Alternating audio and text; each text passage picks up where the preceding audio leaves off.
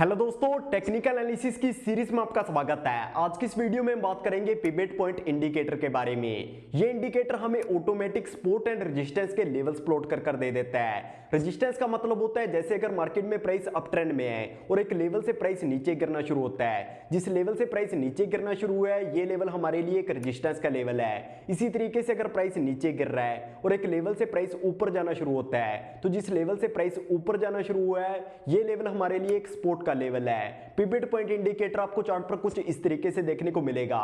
यहां पर हमें सपोर्ट और रेजिस्टेंस के मल्टीपल लेवल्स देखने को मिलते हैं। बीच में एक पिवट की लाइन है, ऊपर की तरफ रेजिस्टेंस के लेवल्स हैं, इसी तरीके से नीचे की तरफ सपोर्ट के लेवल्स हैं।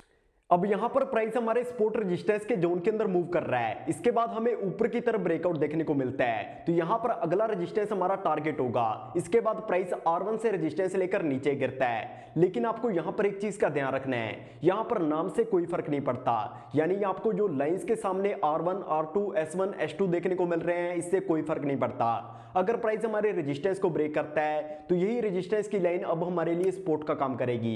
इसी तरीके से अगर प्राइस हमारे सपोर्ट को ब्रेक करता है तो यही सपोर्ट की लाइन अब हमारे लिए रेजिस्टेंस का काम करेगी। और जब प्राइस हमारे R1 को ब्रेक करेगा तो R2 हमारा टारगेट होगा। इसी तरीके से जब प्राइस हमारे S1 को ब्रेक करेगा तो S2 हमारा टारगेट होगा।